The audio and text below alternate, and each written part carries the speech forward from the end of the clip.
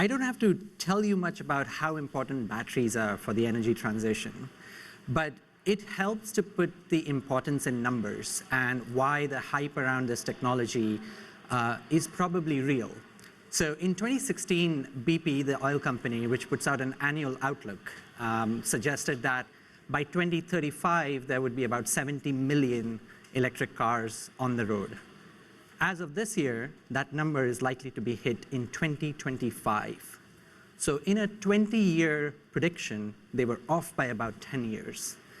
And that's what's happening to the entire auto industry. And the heart of the electrical vehicle transformation is the battery. And with us, we have one of the hottest battery startup CEOs, Jagdeep. Welcome, Jagdeep. Thank you. Now, batteries are complicated. What is inside them is complicated. So let's just start with why Quantumscape has something different from what's available on the market, which is a commodity now. Yeah, sure. So a battery basically consists of three key elements. There's a cathode, which is a positive electrode, an anode, which is a negative electrode. I don't know if this mic is working. Let's try this. Hold on a second. Move it up a little. Can you guys hear me now? Yep. All right, we'll move it up. So I was just saying that a battery has three electrodes. Well, two electrodes, an anode, which is a negative electrode, a cathode, the positive electrode, and then an insulator in the middle that's called a separator. And that whole stack is infused with a liquid, which is the medium through which lithium ions move up and down. And all a battery is doing is, it's the electrochemical equivalent of rolling a ball uphill, which is when you put work into the system to charge the battery. When the ball is sitting at the top of the hill, that's the equivalent of the lithium ion sitting in the anode. Energy is stored. And when you let the ball roll back downhill, that's the equivalent of letting the lithium ions roll back into the cathode, and energy can be withdrawn from the system. That's all the battery is doing. What we are doing is increasing the energy density of the battery by basically eliminating the material that makes up the anode. Right, and that's supposed to increase the amount of range that a car would have if it had the same size battery. Precisely. Energy density is a measure of how much energy you can store in a given amount of volume or mass. And so higher energy density translates to greater driving range. Right. But the other key thing this approach gives you is it gives you a greater power density, which is the equivalent of how fast you can charge the car. Right. So the beauty of a solid state approach like we're doing is you simultaneously can address two problems that generally have required trade-offs. So you can get high range, we think more than 50% range compared to conventional batteries, coupled with fast charge times. And again, our target is 15-minute charge. So think of a car, you could take, for example, a car like a Tesla Model 3 and imagine 50% greater miles per charge, coupled with 15-minute charge. That's the potential of a solid-state lithium-metal battery. But now we're talking 50% relative to batteries where they are today. Yes. You started on this 10 years ago. Yeah. So you were making a bet that was wild at the time and remains wild because you still have it only in the lab and not really on the manufacturing floor. So what is the hard step first to get here and then to be able to put it in a car? Yeah, when we started the company back in 2010, I was driving a Tesla Roadster. I thought it was a cool car. It was fast. It was green. But in some ways, it was really a prototype of a vehicle. But the potential for it to be a mainstream car was very exciting. And the key to doing that in our minds was to come up with a better battery. So we took the bet back then. We could not have forecast the kind of demand you mentioned in your opening comments that happened. It's been fantastic to see how dramatically the EV industry has emerged. But at the time, here's the thing about batteries, Akshat. Unfortunately, unlike the world of semiconductors and computers and other parts of the digital ecosystem, there hasn't been a Moore's law. So while computing has increased at a rate of something like doubling every 2 years, right. Batteries take about 20 years to double in energy density. So it's maybe only 3, 4, 5% per year. So the batteries that existed when we started the company, right. to be candid, are not that different from the ones that exist today. So even though it's taken us 10 plus years to get to where we are, yeah. the step function improvement that we're talking about is still compelling. But the reason why there are more substantially more electric vehicles on the road today is because even if the energy density doesn't have a Moore's law, battery prices have fallen kind of by the Moore's law principle. You know, they're 90% down in a decade or a little more than that. This year is going to be the first year when battery prices, average battery prices globally, they'll go up. And it's mainly because of metal prices. And so there's a lot of discussion now happening around lithium, around nickel. These are elements that your battery is likely going to need. You may be able to replace nickel, but not lithium. How are you seeing, you know, where we need to go with scaling this industry to also managing the supply chain issues? Yeah, this is a great question because supply chains are on the top of everybody's mind right now. So here's the thing. Our approach is to use a solid state separator or a solid state electrolyte, which eliminates the need for the anode. So if you look at the three components I mentioned at the beginning, in our technology, we don't need an anode, which means we don't need carbon, we don't need silicon, we don't even need to buy lithium for the anode. So that whole supply chain goes away. On the cathode, we are subject to the same supply chain constraints that everybody else is. However, we are cathode agnostic with our architecture. So we can switch from nickel to iron-based cathodes. And conventionally, iron-based cathodes have an energy density penalty, but when you couple iron-based cathodes with our lithium metal anode, you actually get a 50% increase. So now you can address the fundamental constraint that iron-based cathodes have. So you can now take iron-based cathodes and make them a viable alternative to nickel-based cathodes. And iron, of course, is one of the most abundant materials out there. And then finally, the separator that we build, which is a new element in the cell, because it's a solid-state electrolyte, is based on precursors that already have large-scale commodity markets today. So we're not requiring any scarce materials that go into that separator. And those are typically non-battery materials, which means that they're not subject to the same kind of supply constraints that battery materials are. So when you put all that together, you have a system that actually is probably as robust as you can imagine against today's supply chain vagaries. I'm going to ask another supply chain question, but I'm going to ask you guys to send in questions because towards the end of the conversation, you can ask Jagdeep questions too. So now, I wrote a story about the inside of the Quantumscape battery last year. And unfortunately, it was during COVID, so I couldn't travel. But we did have a photographer come to your factory. And the photographer was instructed to tweak the color composition of the separator, the main innovation that Quantumscape has. Now, we don't know what it's made of. Jagdeep wouldn't reveal it to anybody outside of the company. But there are materials that can do what your separator is supposed to do. And they involve elements that most people haven't heard of, lanthanum and zirconium.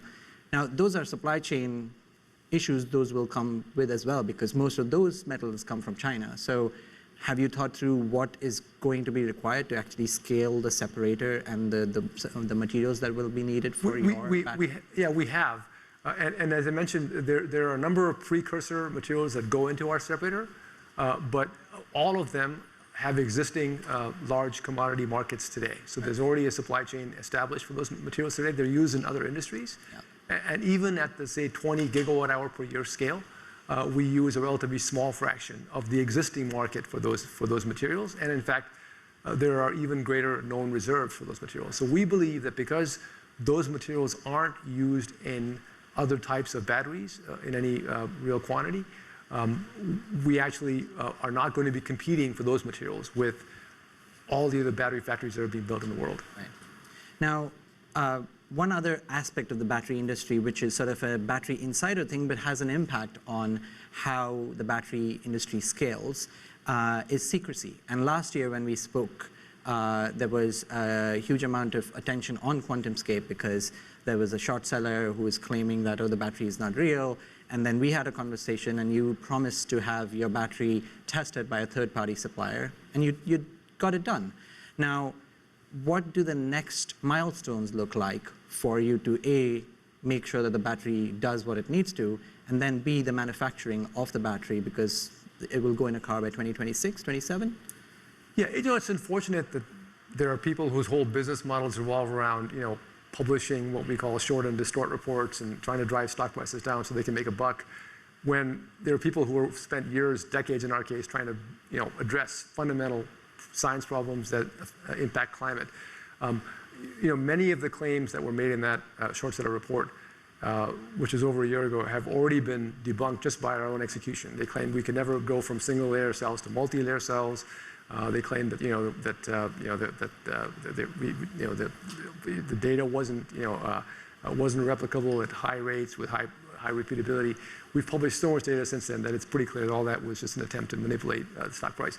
The more important thing, though, is that for our mission, when we first announced our product, we announced that we were capable of, we had an architecture capable of 50% greater energy density that could charge in 15 minutes. Yeah.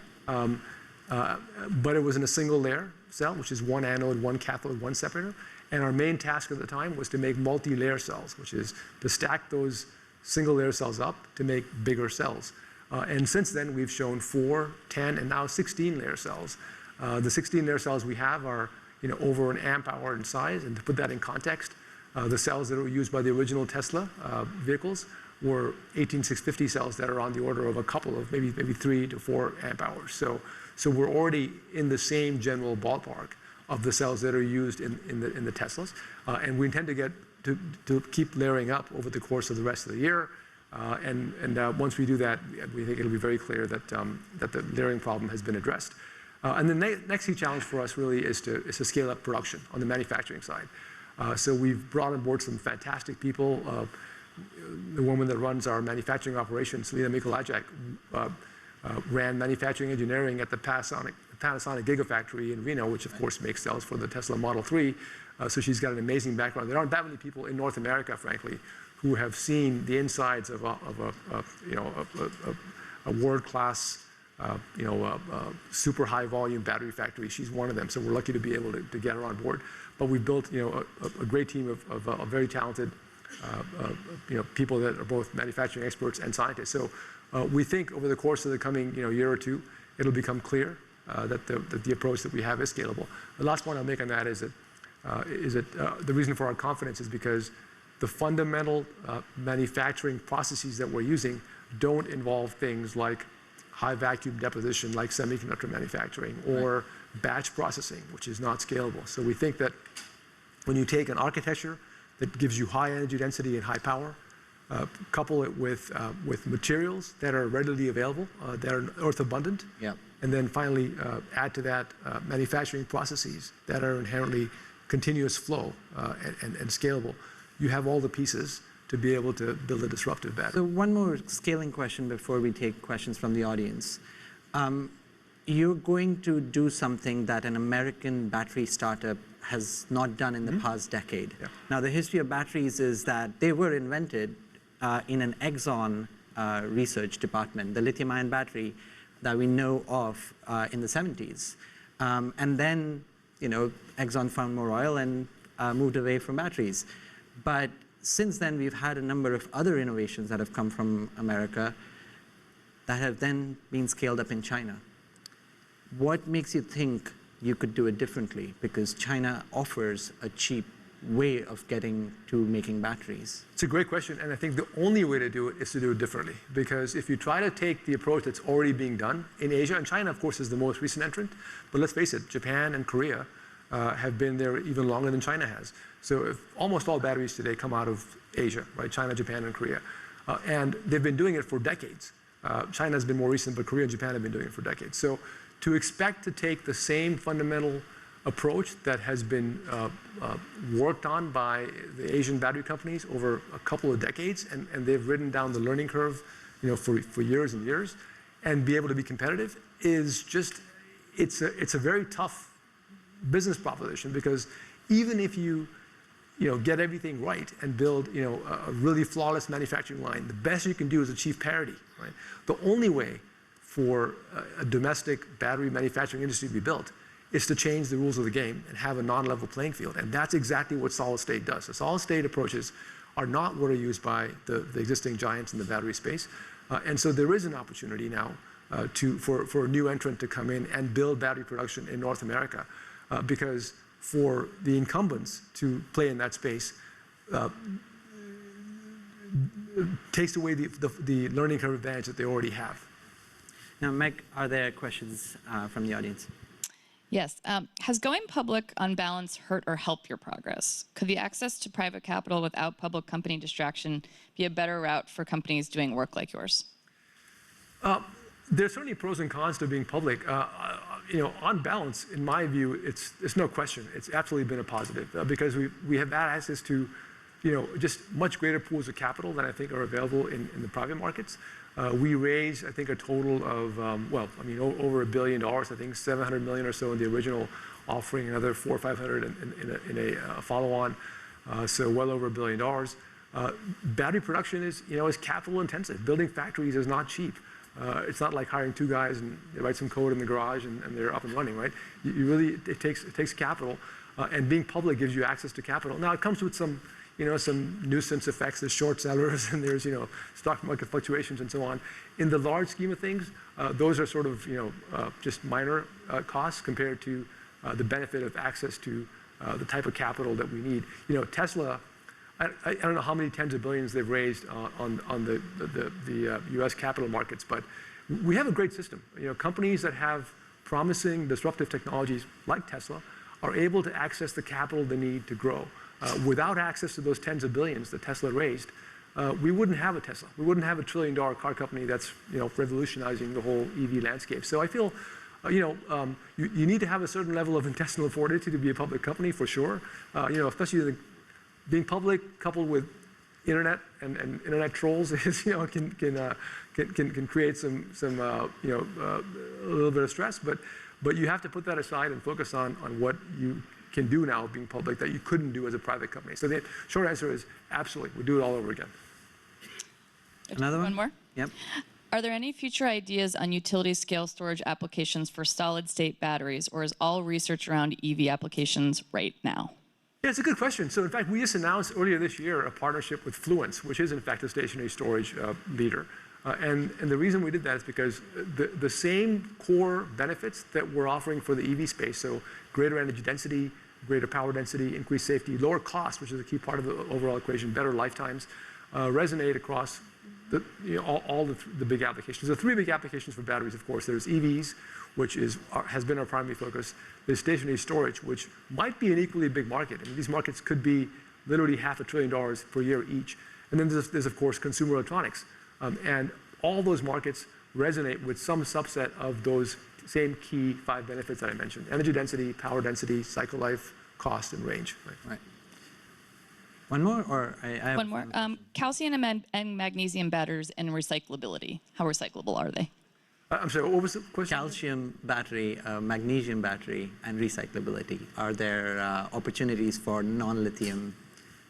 Yeah, so I mean, I'll be honest, I'm not an expert in non-lithium batteries. The magnesium batteries had the promise. Now, when you say magnesium batteries, you're talking about magnesium ion batteries. So the ion that's moving is not lithium anymore, it's magnesium. The potential of magnesium was that it carries 2 electrons per atom instead of 1 electron, so 2 charges instead of 1.